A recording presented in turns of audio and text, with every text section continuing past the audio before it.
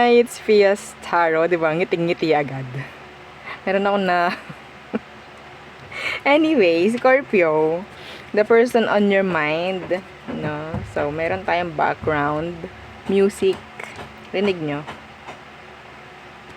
Yan yung background music natin for today's video. Scorpio! Again, yeah. Kung may tanong, message na lang, no? Tanong sa private reading, tanong sa ating mga charms, message po ha, private message. Huwag po sa comment section para maiwasan ang must come. We don't reply sa comment section. Yes. Scorpio, don't forget to like, share, and subscribe. No, okay? So, let's see the person on your mind. Who is this? Anong meron? Anong kailangan mong malaman? Ngayong buwan lang po ito ng June. Anong kailangan mong malaman sa taong iniisip mo? Okay. Sa taong iniisip mo. Naubo pa ako dun. Ay, the Emperor Universe. Ayaw ko talagang makikita yan. Emperor na yan, na naka-reversed. Somebody na controlling. Kala mo tama, pero lagi namang mali. May mga ganun sila. Ang daming issue nito. May pagtalikod sa mga responsibilidad. Pag doon nakita ko, talaga naman. Worst. Yeah. Lahat na. Para sa akin yun. No? So, the Emperor Universe. See? The Nine of Swords.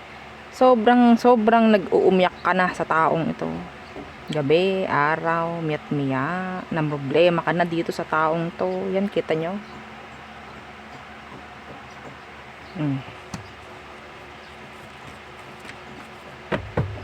Pinaiyak ka nito ng malala. Pinaiyak ka niya ng malala.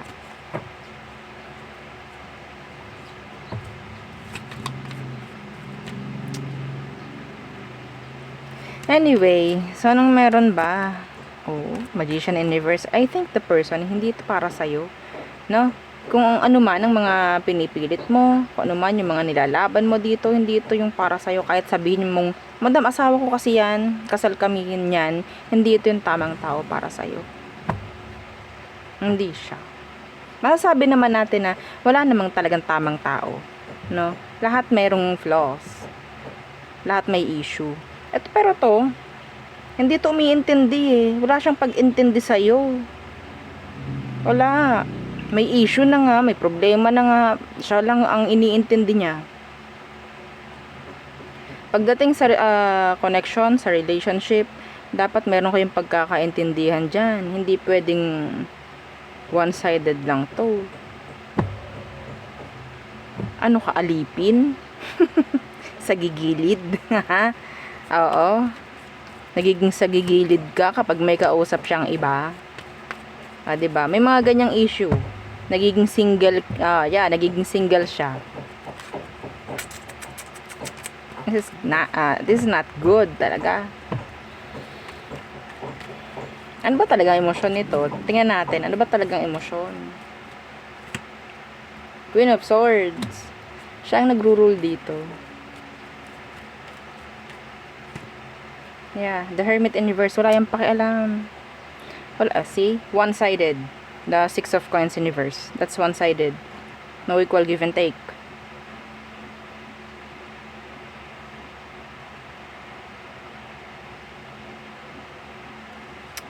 Controlling.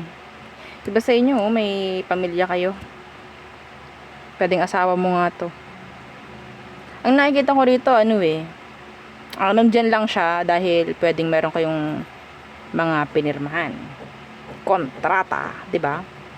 Certificate. Pwedeng nga kasal kayo. Kaya siya nandyan. Pero hindi mo na ito mararamdaman.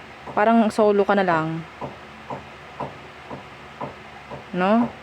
Itong kabilang bahay talaga. Nakainis. Anyway.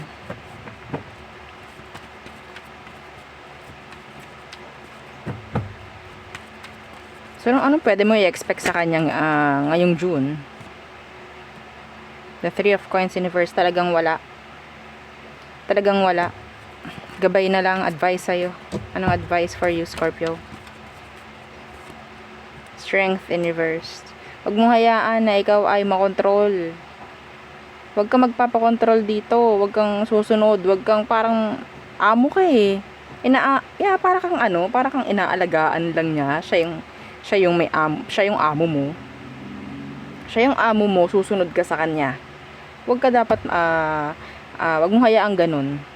Okay? Kung ikaw, alam mo, kailangan mong magsalita, kailangan mong lumaban, kailangan mong gawin yung mga desisyon na gusto mo, do it. Hindi yung nagpapasakop ka dito, like todong sakop, no? Yung parang wala ka ng boses. Hindi pwedeng ganun. Hindi pwedeng ganun dito. No? Oo, the Three of Cups. Talaga naman mapupunta ka sa mga ganitong sitwasyon. Kasi pinapakita mo sa kanya na under ka. Hindi ko sinabing under ka mismo, like super duper, pero yun ang tingin niya sa'yo. Pwede kasi ang ginagawa mo is nagsasacrifice ka eh. Yeah. Sinasakripisyo mo lahat para dito. Why? Kasi nandun yung love mo, nandun yung concern mo. Pero siya wala. Wala siyang pakialam sa'yo. Wala siyang pakialam. Sana pumasok to, no? Sa isipan mo. Pumasok sa mong tenga at sana takpan mo yung kabila para hindi lumabas. Okay? Walang mangyayari dito. Kailangan mong sumagot. Kasi kung hindi ka sasagot, hindi ka makakita ng kung ano. Hindi ka makakakuha sa kanya ng kasi ang nakikita ko dito, para kang employer. Para kang employee ng taong to. Susunod ka sa mga rules niya. Kahit ayaw mo. Hoy, mag-OT ka. Kahit hindi mo na kaya. Wala kang magagawa kundi mag-OT. No? Ganun ang nakukuha ko sa inyo. Okay? Walang rason-rason na tatanggapin tong taong to. Basta gusto niya, kahit mali, tama yun. Susundin mo. Nakakainis tong ganito, Scorpio. Buti nakakaya mo. No? Buti nakakaya mo. Nawa, maging okay ka na. Nawa, mapunta ka sa tama na tao. Hindi sa ganito. Hindi ito yung tama para sa'yo. Huwag nyo isipin na kayo ay kinasal. Ito na yung tamang tao. Hindi rin. Hindi rin. Oo. Okay? May anak na kayo, kaya siya yung tamang tao para sa'yo. Hindi rin. Masyado lang natin ginagawang bulag yung sarili natin. Ayaw lang natin tingnan yung totoo minsan. Ayaw lang natin tanggapin minsan. Or wala na lang din magawa sa sitwasyon, kaya parang okay. Bahala na lang si Batman. Si Batman na naman. Love life na nga lang, kay Batman pa asa. No. Oo. So, tingnan natin sino pa. Scorpio. The Three of Cups. Anong meron dyan sa Three of Cups na yan? Oo. This is 100% third party connection. So, may third party itong person mo. May third party itong person mo. Pero, pareho kayong in-entertain nga, no? Oo, yeah. Pareho kayong in-entertain. And, walang pagpili, no? Walang pagdedesisyon. Kasi nakukuha ko, may mga napapariwara na dito. Meron ng mga napapabayaan.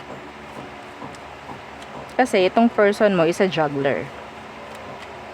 They're a juggler. May bisyo. Kung ano man ang bisyo niya, para kayong una nito sabihin nating bisyo, tas may mga next pa. Saan kayo doon? Oo. So, kung ito ay third party connection, May maganda bang mangyayari ngayong June? May maganda bang mangyayari ngayong June? Two of Wands. Talaga may iba dito. Ang hirap ng iba kasi pwedeng LDR.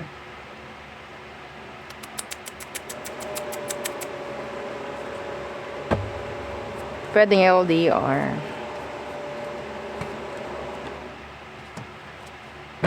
Magpapatuloy pa rin po, no? Yung pasakit, the burdens, mga pabigat dito sa connection na to. Ngayong June, wala po ako nakikita na pag-aksyon, pagpili, pagdedesisyon mula dito sa person mo. Magpapatuloy pa rin po itong connection ninyong may third party ngayong June. Hindi siya matatapos ngayong June. Kailangan talaga itong mag-end na. Sa totoo lang.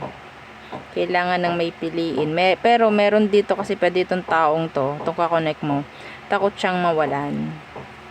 Takot siyang makagawa ng isang desisyon or pagpili na baka mamaya mali. Kaya dun siya sa play safe.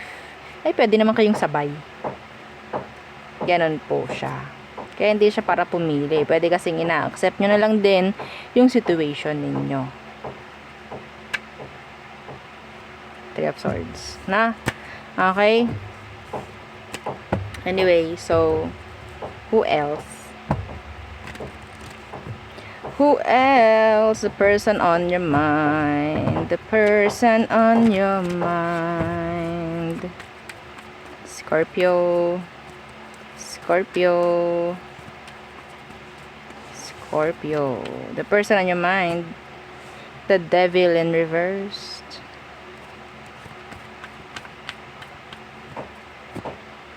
The Hangman in reverse. So, itong taong to, may chance na medyo nakakalayo-layo ka na, nakakalimutan mo na siya. Yeah. This is a past person, an ex. No, na talaga namang, okay, sinurrender ko lang to, bahala ka na. Parang ganyan, bahala ka na. Pero, lumalayo ka sa taong ito na parang feeling mo, nakagapos ka pa rin. Even though tinatry mo or tinry mo talaga na ma-detach, no, dito sa energy. Feeling mo nandyan pa rin. Pwedeng gumugulo pa rin to sa isipan mo, Scorpio. Paminsan-minsan na nasulpot, no, sa isipan mo kahit hindi mo naman iniisip. Mga ganyang bagay. Anong meron? Bakit ganon ang nangyayari? Tingnan ko to. Seven of Coins in reverse, Temperance in reverse. Oh, pwede kasing meron ka pang ine-expect something. Pwedeng may kulang pa. No? Anyway, let's see. Ano ba ang dahilan? Bakit yan ay talagang nandyan pa sa energy mo kahit hindi mo naman iniisip, ay nagpapakita pa rin, nagpaparamdam pa rin, biglang nasulpot, no? Yeah, Ten of Wands. Mabigat. Ay, nakagapos pa rin. Sabi ko nga, parang lumalayo ka, pero parang meron pa rin something.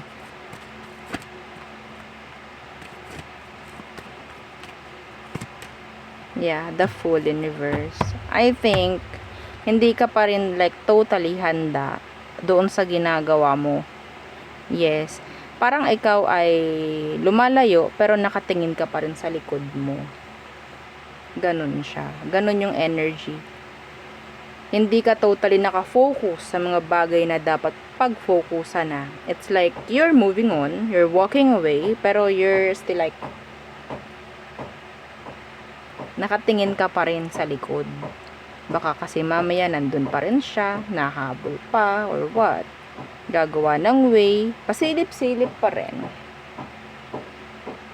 Yeah. And nandun din yung thinking na baka mamaya hindi na ako maging okay. Decision mo na to sa sarili mo kung ikaw talaga is gusto mong mag-move on na. And ang tanong ko ba is dumaraan ka sa totoong healing process? or you may be bypassing the healing process. Kapag binabypass mo, ikaw itong, yes, makikipag kasiyahan ka 1 minute, pero pagbalik mo, malungkot ka ulit. Parang binabypass mo lang yung kalungkutan para lang hindi mo nga maramdaman sa ilang oras. Pero yeah, hindi yun yung tunay at tamang proseso ng paghihil.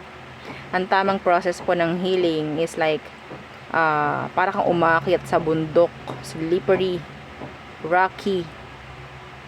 May chance na bumagsak ka talaga. May chance talagang, yeah, iiyak mo to eh. Mahihirapan ka talaga. Okay, daraan ka talaga sa kalungkutan. Unti-unti po kasi yun. Acceptance. Unang-una po yan. Kung yan, hindi nyo dinaanan, no, yung energy ng acceptance, then hindi natin yan masasabing totoong nag-heal kayo. Unang-una dyan, bago kayo makapag-heal, acceptance po muna. Okay? Hindi mo in-accept eh. You're walking away, pero you're still looking behind. Hindi yun ganun. Hindi mo in-accept kung ganun nga yung way. Kung ganun yung energy rito. And I think so. Ganun nga ang nangyari. Kaya, wag ka na masyadong magtataka kung bakit minsan nandyan pa rin yung energy, ganto ganyan. Kasi maybe you're still expecting something, no, sa situation ninyo. Kahit sabihin natin, madam, 10 years ago na kasi. Kung ako magtatanong sa'yo, in-accept mo ba talaga? Nag-heal ka ba ng tunay? Okay? Kung sasagot ka, sabihin mo, yes po, titingnan ko yun sa baraha. Sa baraha ko na yun makikita kung ano yung tunay. Hindi talaga ako na nakikinig sa sagot lang, sa salita. Frequency po ang tinitingnan natin. And the energy. Hindi nagsisinungaling yun. Walang maitatago. So, sa salita, dali lang gumawa ng salita, no?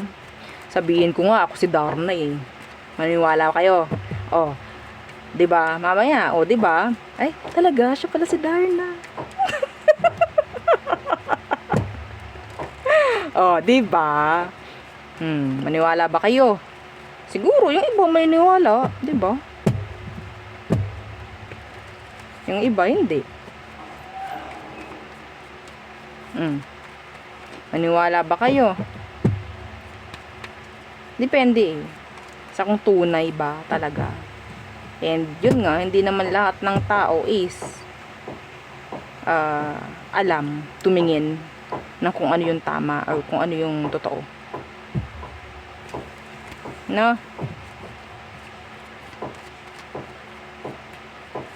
Baka naman maniwala kayo na ako si Darna. Tawang-tawa. Joke lang yan, syempre. No? Kahit nga sarili ko, di ako niniwala eh. Talaga kayo. Oo. So, Aries. Okay, they're jealous. They're jealous. Okay, Taurus.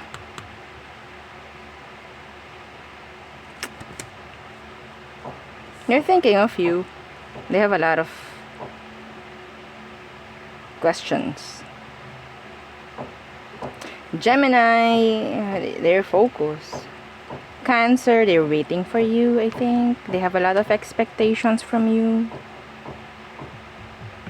Leo, hot and cold. Excuse me. Virgo, hindi maka-move on or hindi totally, kung kaluluwa to, hindi makatawid. Hindi siya maka-go through, parang ganyan, kasi parang ang dami pa niyang mga katanungan na hindi pa talaga mabigyang kasagutan. Libra, they want consistent communication with you. A consistent communication. They want clarity, they want answers. Scorpio. Ay, super duper si Scorpio. Na parang totally, I don't know, there's a lot of expectations pero nandun din yung energy ng self-sabotage. Why Aquarius? Sagittarius. Okay, they are feeling rejected, feeling neglected. You're the one that got away, mga ganun. Capricorn, may pagmamadali kay Capricorn. Aquarius, self-centered. Pisces, they're mad. They are mad. So yeah, yan ang aking reading for you, Scorpio placements. Again, kung may tanong po sa ating reading, sa private reading, no, sa inyong mga gustong charms, message na lang po, no. So again, yeah. And don't forget to like, share, and subscribe. And isa natin pong YouTube channel na nasa description box below. Again, thank you. Goodbye.